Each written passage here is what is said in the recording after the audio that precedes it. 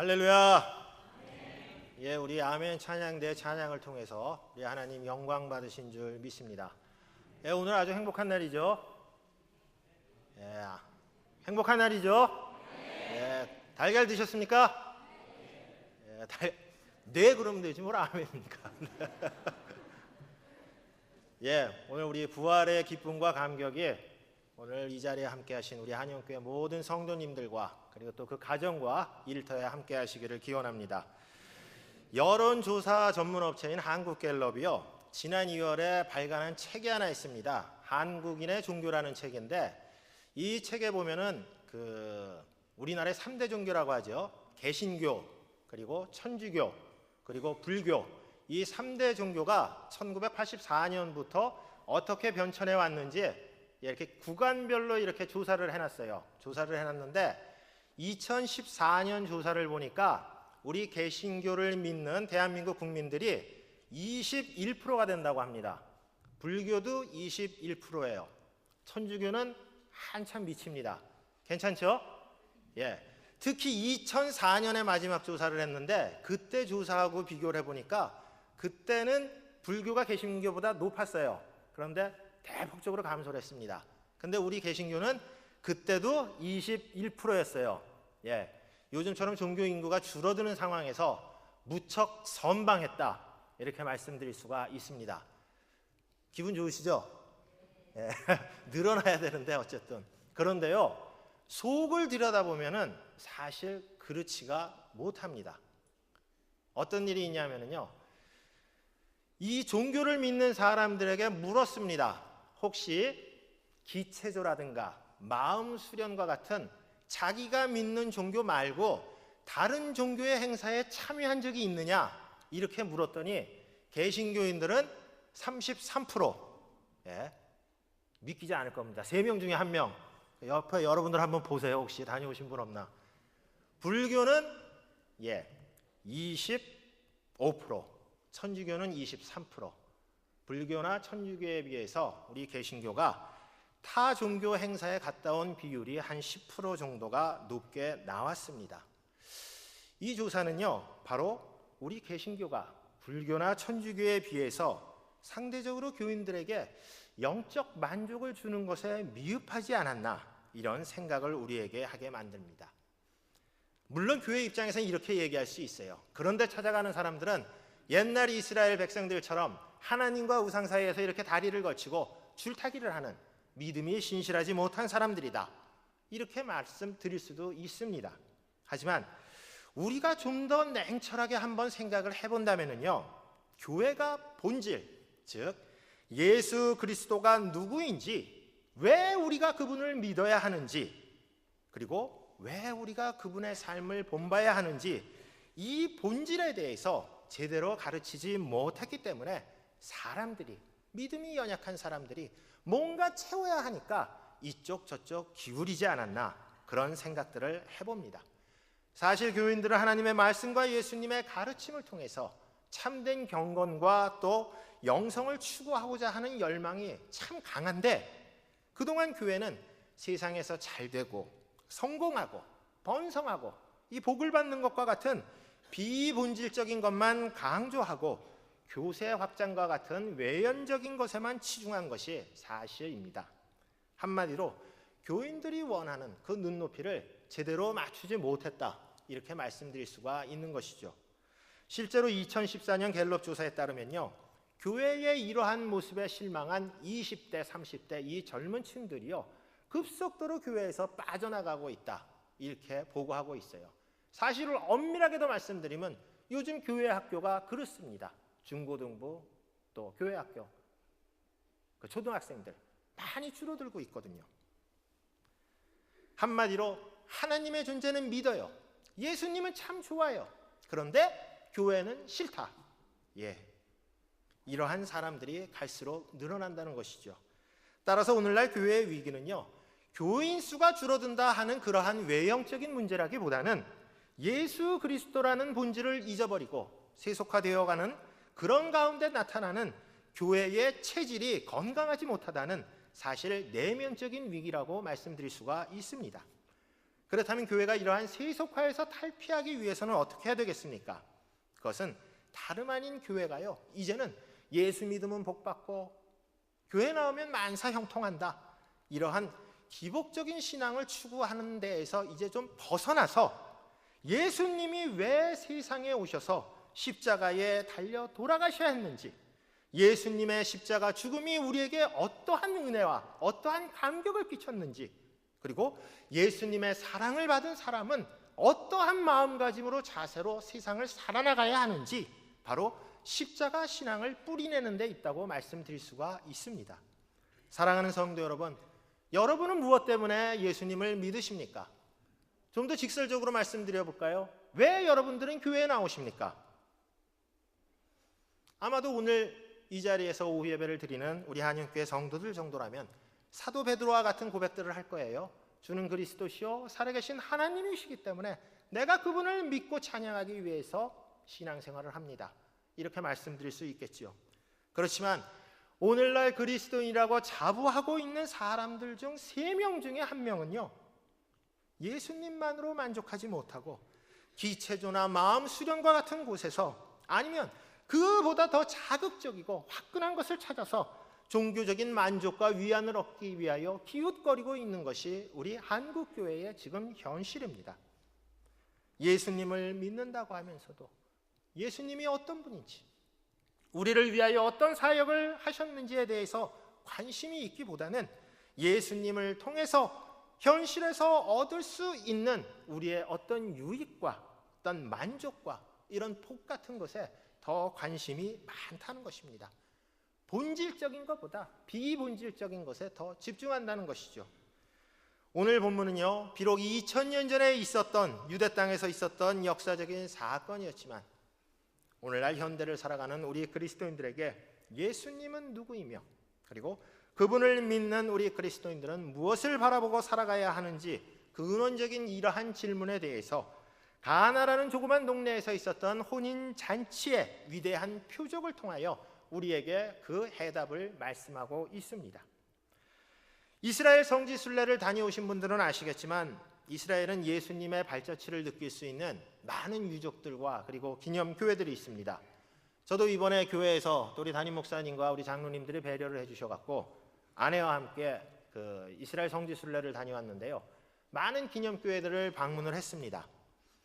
저희 일행을 인도한 가이드 목사님이 이런 얘기를 하더라고요. 기념교회 하나하나를 이제 유래와 어디 거기에 얽힌 사연들을 설명을 하면서 정말로 기념할 만한 가치가 있는 그러한 교회들이 많이 있지만 이제 순례객들과 관광객들이 많이 몰리다 보니까요, 이게 의도적으로 뭔가 인공적인 이런 기념물들을 만들어 놓은, 그러니까 성경적으로 보면은 별로 그렇을까 하는 그러한 것들도 많다고 그러더라고요.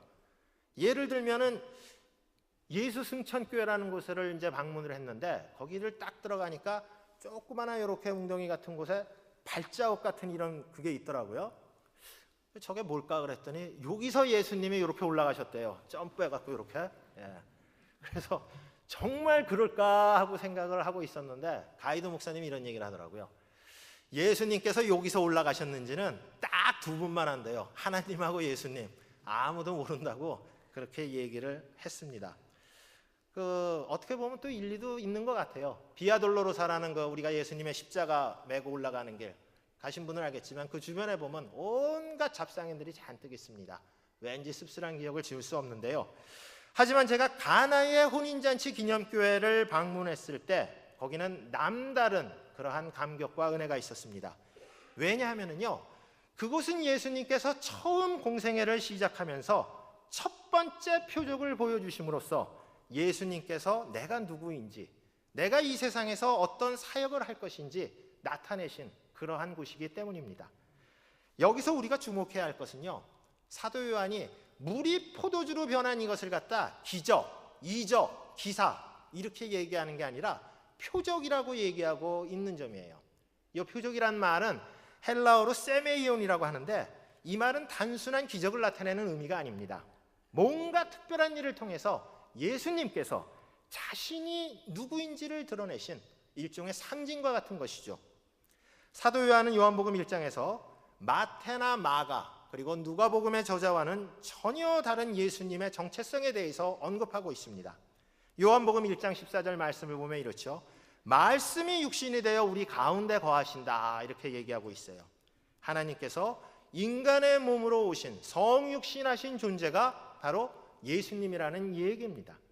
그런데 그 성육신하신 예수님은요, 세상의 명예와 권세와 부귀를 누리는 왕 같은 존재로 오신 것이 아니라 세례 요한의 고백처럼 세상 짐을 지고 가는 하나님의 어린 양이다 하고 이야기하고 있습니다.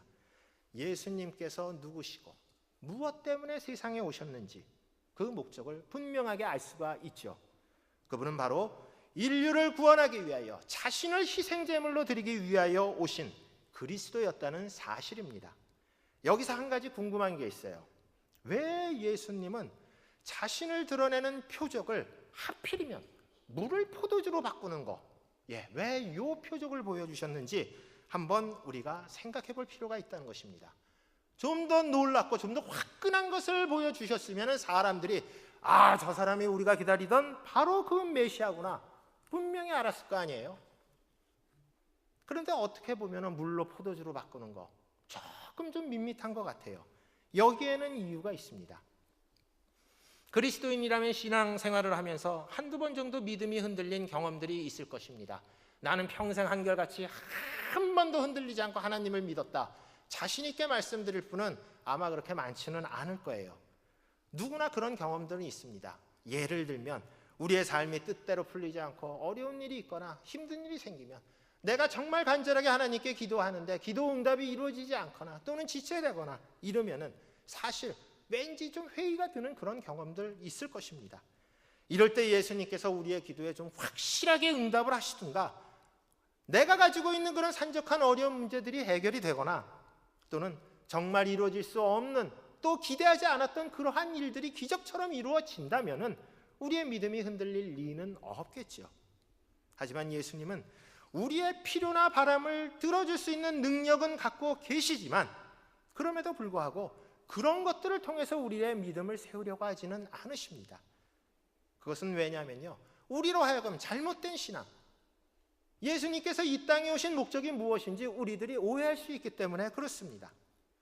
예수님께서 당시에 이스라엘 사람들이 생각했던 그런 메시아의 모습으로 나타나기를 원하셨더라면 예수님은 물로 포도주를 바꾸는 이적이 아니라 좀 더 멋있고 좀 더 스케일이 큰 그런 이적들을 보여주셨을 것입니다. 예를 들면 이런 거예요. 산 하나를 뽑아갖고 그냥 바다에 던져버리던가, 안 그러면 죽은 사람들 다 살려버리던가, 안 그러면 하늘에 있는 천군 천사 다 동원해갖고 로마 군인들을 싹 쓸어버렸더라면, 그렇다면 사람들이 어떤 생각을 했겠습니까? 이 사람이 메시아인가 보구나. 그런데도 예수님께서는 그러한 것들을 하지 않으시고요, 물을 포도주로 바꾸는 그러한 이적을, 어찌 보면 참 소박한 그러한 표적을 우리에게 보여주시면서 공생애를 시작하셨습니다. 여기에는 이유가 있습니다. 우리가 그 이유를 알기 위해서는요, 예수님의 사역의 시작과 마지막에 공통적으로 등장하는 것이 무엇인가 한번 생각해 볼 필요가 있을 것 같아요. 예수님의 첫 사역에 물이 포도주로 등장했죠. 마지막 사역엔 뭐가 등장했나요? 역시 포도주가 나와요. 여러분들 성금요 예배 들으시면서 성찬식 하셨잖아요. 예수님이 십자가에 달려 돌아가시기 전날 밤, 6월절 전날 밤 무엇을 하셨습니까? 제자들과 함께 마지막 만찬을 하셨어요. 떡을 떼면서 뭐라고 그러셨습니까? 이것은 내 살이라고 그랬습니다. 잔을 들어 축사하시면서 뭐라고 그러셨나요? 이것은 내 피, 많은 사람들을 위하여 흘릴 나의 피라고, 언약의 피라고 말씀하셨습니다. 예수님의 사역은 포도주에서 시작해서 포도주로 마무리된 것이죠. 조금 감이 잡히신가요? 무슨 의미일까요? 바로 예수님께서 물을 포도주로 바꾸면서 공생애를 시작하신 것은 예수님의 사역이 바로 우리의 죄를 대속하기 위하여 십자가 위에서 희생제물이 되기 위하여 기꺼이 피 흘릴 것을 포도주를 통해서 상징적으로 보여주신 것입니다. 그렇기 때문에 예수님께서는 잔을 나누시면서 제자들에게 이런 말씀을 하셨죠. 내가 포도나무에서 난 것을 하나님 나라에서 새 것으로 마시는 날까지는 다시는 마시지 아니하리라, 이렇게 말씀하셨습니다. 예수님의 희생으로 이제는 다시는 피 흘리는 구약의 제사가 없고요. 그리고 주님 오시는 그날 주님을 섬기는 백성들은 예수님과 함께 포도주를 나누면서 기쁨의 잔치에 참여할 수 있다는 것이죠. 인간은 그 누구도 죄와 죽음의 문제로부터 자유로울 수가 없습니다. 현대인들이 비록 교회라는 제도 종교의 틀에서는 벗어나고 싶어 하더라도요, 신의 존재를 믿고 나름대로 경건 생활을 하려는 이유도 바로 이 문제 때문에 그래요. 죽음의 문제 앞에서 정말로 강건하고 담대한 사람은 없거든요. 교회가 이러한 문제에 대하여 분명한 해결책을 제시해 주어야 하는데, 영적으로 갈급한 사람들에게 예수님을 우리의 죄를 대속하기 위하여 십자가에 흘리신 그리스도라고 선포하기보다는 세상의 성공을 보장하고 우리의 명예를 이루어주고 이러한 걸로 가르치니 세상에서 추구하는 것과 다를 것 없는 그러한 교회의 모습들을 통해서 영적으로 갈급한 우리 모든 주님의 백성들은 공허한 심령을 채울 수 없는 것입니다.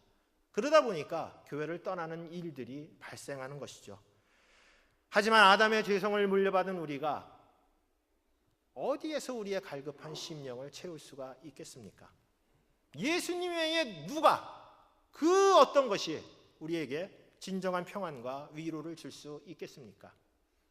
우리는 그 어디에서도요, 영원한 생명과 참된 자유를 누릴 수가 없습니다. 물론 세상에서 누리는 부귀영화나 권세나 명예와 같은 것들이요, 우리의 체면을 세워주고 때로는 어깨를 으쓱하게 하고 또 가슴을 펴게 해주는 그런 일도 있습니다. 어느 정도 삶의 만족과 행복을 줄 수도 있어요. 세상에서 폼나고 살 수도 있습니다.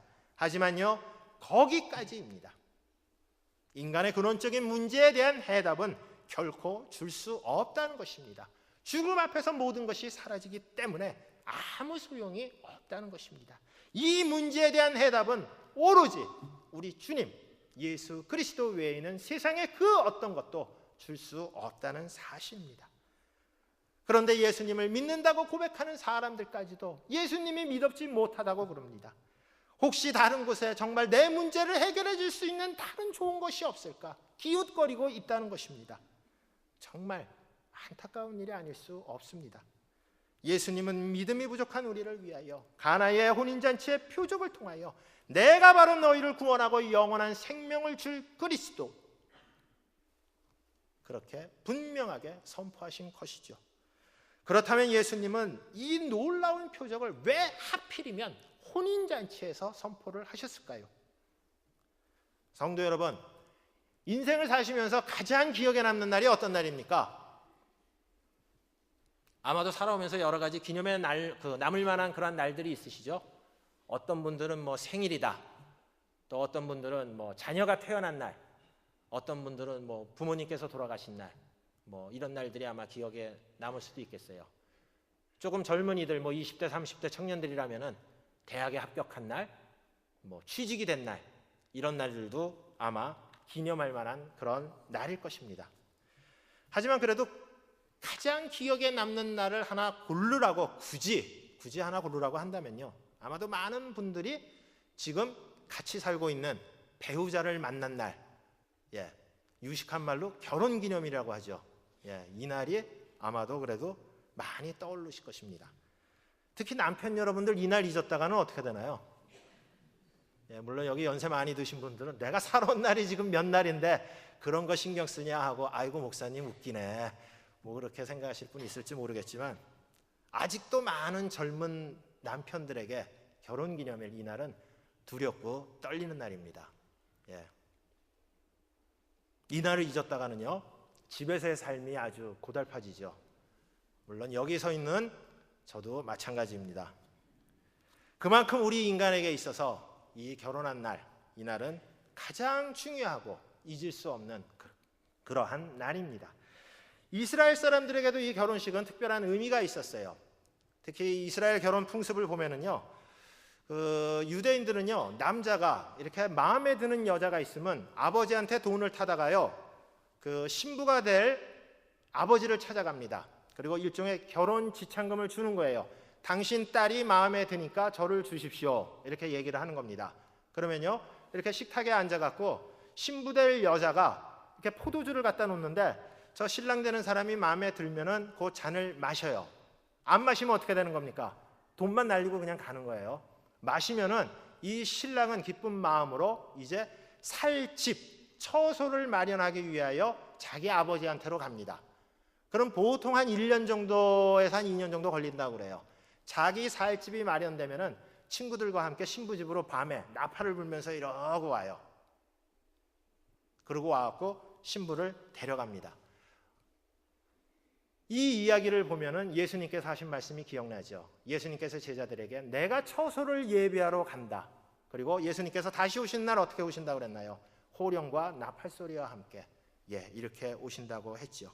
그리고 모든 신랑 그 친구들과 친지들과 아는 사람들을 다 초대해서 일주일 동안 잔치를 베풉니다. 일종의 천국잔치라고 말씀드릴 수 있죠. 가나의 혼인잔치는 바로 이러한 배경에서 등장한 이야기입니다. 그런데 오늘 본문을 보면은요, 포도주가 떨어졌다고 그랬어요. 우리의 시각에서 본다면 뭐 포도주 떨어진 게 그게 뭐 이렇게 큰 대수냐 이렇게 생각할 수도 있지만은 유대인들에게 있어서 포도주는 결혼잔치를 빛내는 가장 풍성한 그러한 요소였습니다. 게다가 신랑이 하객들을 초대하고 하객이 그 초대에 응한다는 것은요, 우리나라 그 결혼식처럼 결혼 청첩장을 받고 내가 참석할 형편이 안 되면은 인편을 통해서 단순히 축의금만 전달하는 그런 것과는 차원이 다른 것입니다. 다시 말씀드려서 무슨 얘기나 하면요, 채권과 채무가 발생하는 일종의 계약 관계라고 말씀드릴 수 있어요. 신랑이 하객들을 초청한다는 것은 여러분들이 오면 내가 책임지고 기쁘고 즐겁게 해주겠다. 그리고 하객들은 그냥 간 것이 아니라 정말 정성껏 선물을 준비해서 내가 이 선물을 갖고 가니까 나는 대접받을 자격이 있다. 그런 의미입니다. 여기서 제일 중요한 것이 바로 포도주였다는 거예요.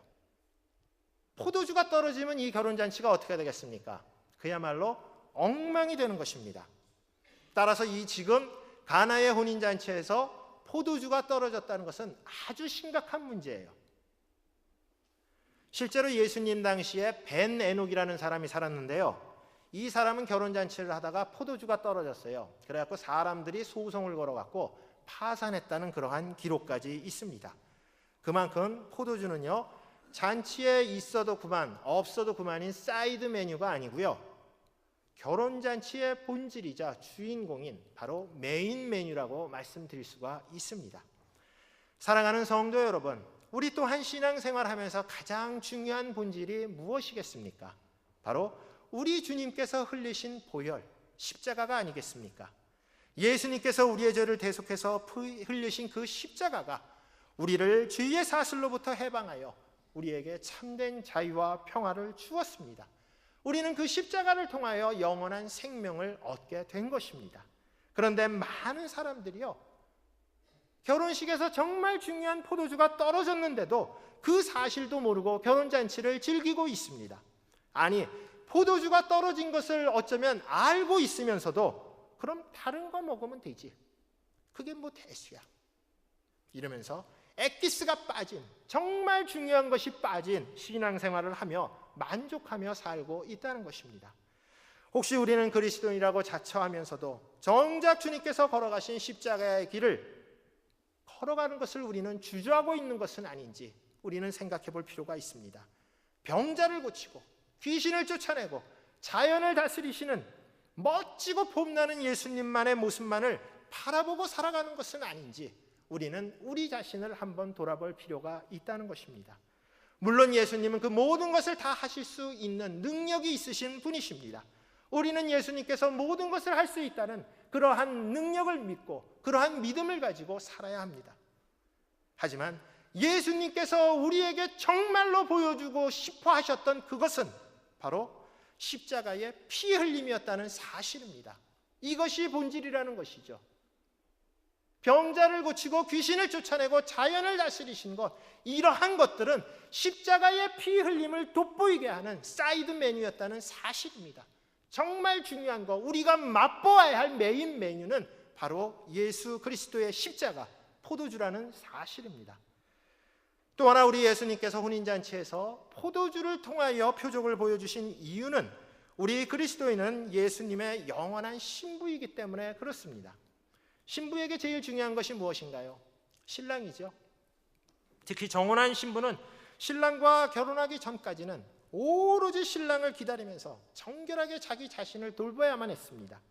오매 불망, 자나깨나 안지나 서나, 비가 오나 눈이 오나 그 머리와 가슴 속에는 오로지 신랑 생각으로만 가득 차 있어야 했습니다. 그런데 오늘날 우리 그리스도인의 모습을 보면은 정말로 우리가 신랑 되시는 예수님을 진지하고 애타게 기다리고 있는 신부가 맞는지 그런 생각이 들 때가 있습니다.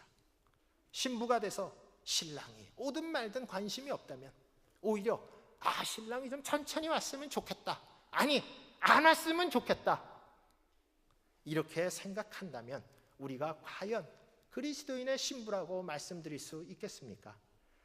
우리 주님은 지금 하늘나라에서 신부되는 우리를 맞이할 처소를 준비하고 계십니다. 처소를 예비하신 주님은 반드시 다시 오실 것입니다. 우리 주님이 이 땅에 다시 오시는 재림의 날이 우리 그리스도인들이 진정으로 즐겨야 할 참된 결혼식인 것입니다. 그날에는 우리 모든 그리스도인은 산 자나 죽은 자나 예쁘게 꽃단장을 하고 우리 주님을 기쁨으로 맞이해야 할 것입니다. 사랑하는 성도 여러분, 오늘은 무슨 날입니까? 우리 주님께서 사망 권세를 이기시고 부활하신 부활절입니다. 예수님께서는 가나의 혼인잔치를 통해서 십자가의 고난과 그리고 부활과 그리고 재림에 대한 약속을 상징적으로 보여주셨습니다.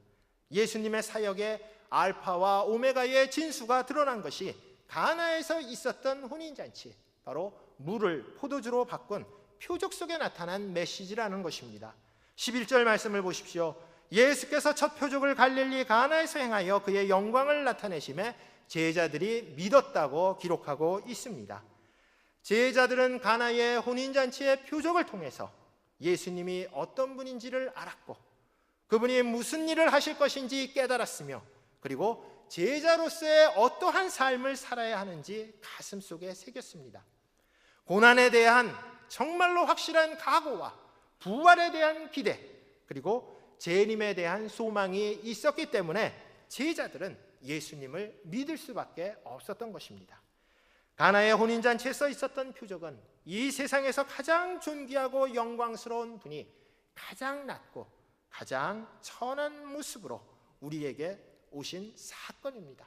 그분은 우리를 위하여 무엇을 하실 것인지 그 표적을 통하여 우리에게 보여주셨습니다. 또한 예수님께서는 그 표적을 통하여 우리 믿는 그리스도인들이 어떠한 삶을 살아야 하는지 분명한 방향을 제시해 주셨습니다. 그리고 다시 오시는 날 성대한 혼인잔치를 여시겠다, 이렇게 말씀하고 있습니다. 예수님께서는 우리 모든 그리스도인들을 혼인잔치에 초대하셨습니다. 그 잔치에 응하는 것은 이제 우리의 몫입니다. 우리 주님은 언제 오실지 모릅니다. 하지만 분명한 사실은 주님을 맞이할 준비가 되어 있지 않은 신부는 그 잔치에 참여할 수 없다는 사실입니다. 영국의 대신 바이런은 학창시절 가나의 혼인잔치에 나타난 표적에 대하여 논하는 시험 문제에 이렇게 대답을 했다고 합니다. 물이 주인을 만나자 얼굴이 붉어졌도다. 우리 성도 여러분 모두가 물 같은 그러한 인생이 아니라 포도주 같은 인생, 다시 말씀드려서 주님의 십자가를 기억하고 부활을 기뻐하며 재림을 사모하면서 혼인잔치의 주인공이신 우리 주님과 함께 오늘도 세상을 힘차게 이기며 당당하게 살아가시기를 우리 주님의 이름으로 축원합니다. 우리에게 부활의 기쁨을 허락하여 주시고 주님 다시 오실 날을 기다리며 주님의 영광을 바라보며 살게 하여 주시니 감사드립니다. 가나의 혼인잔치를 통하여 예수님이 누구인지를 알고 그분께 모든 인생을 걸고 나간 제자들처럼 우리 또한 오로지 주님만을 바라보며 주님 다시 오실 날을 사모하며 힘차게 살아가게 하여 주시옵소서. 예수 그리스도의 이름으로 기도드리옵나이다. 아멘. 찬송 180장 부르겠습니다.